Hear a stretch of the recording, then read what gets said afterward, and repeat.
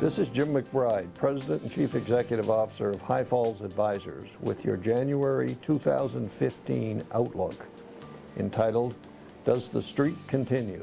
There are many things to look forward to in 2015.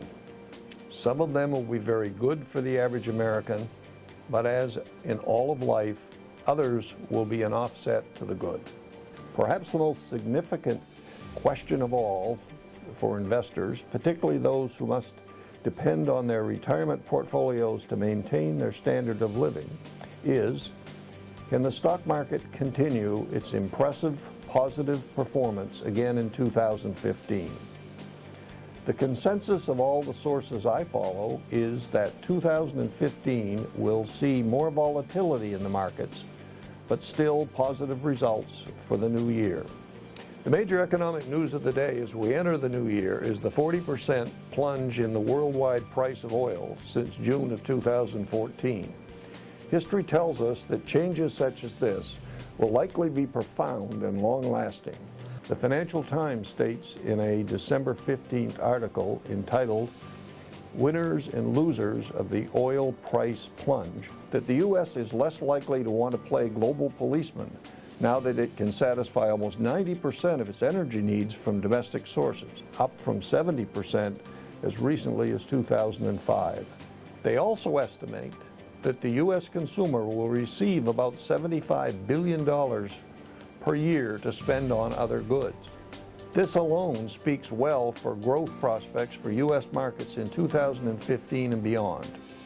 Lower unemployment rates in the U.S. coupled with low interest rates and a strong dollar add to the euphoria over prospects for growth in 2015. However, the Federal Reserve is expected to begin raising interest rates by mid-year, and this should have a dampening effect on overall fixed income markets. While maintaining good cash flow during a period of rising interest rates becomes more of a challenge, it also means a better opportunity to exchange high-yield securities for a combination of new fixed income vehicles and, most significantly, total return equities. We can use the growth of value as well as dividends and interest to stabilize continued strong cash flow.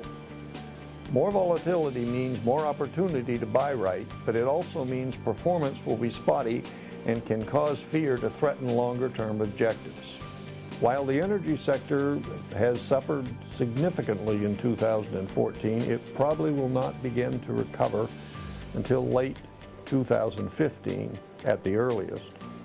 With a bull market that is now over 6 years old and has not seen a correction of over 10% in 3 years, a significant correction remains a possibility. However, what seems more likely at this juncture is increased volatility as markets seesaw upward at a modest pace. The U.S. is an island in a sea of global economic distress. Our economy is growing and unemployment is down to reasonable levels. Inflation is virtually non-existent, and the Fed has promised it will be patient before beginning to start raising interest rates. So why do I get the uncomfortable feeling that all is not as it seems? There are two major obstacles that must be overcome now. The falling price of oil and its impact on the profits of our multinational corporations, and the towering mountain of our national debt, which has been estimated to be more than 100% of our gross domestic product. Shorter-term benefits from the oil price decline will most likely come to those companies operating in the home building, consumer technology, socially responsible investing, and consumer discretionary sectors. But many countries will see a loss of revenue due to the drop in the price of oil, which will in turn impact the multinational U.S. companies' profits over the longer term. If the Federal Reserve does begin raising interest rates in June, as many now speculate it will, how do we pay the interest on our debt? David Stockman, budget chief under President Reagan, in a December 8th article wrote, Washington is at a stalemate and has been so for 30 years. Now will generate at least $15 trillion of new public debt in the decade ahead. Gold cores Mark O'Brien stated in that same article that U.S. individuals now each owe $56,378 of our $18 trillion debt. The conclusion that I draw from all of this is that in 2015 will be a modestly positive year for most of the markets. However, volatility will increase, and the challenge of obtaining overall results your portfolio manager seeks will as well. Of course, I may be overly cautious, and we could see another significant gain in the markets next year. We prefer to remain on watch if progress is stalled, and will adjust our strategies accordingly.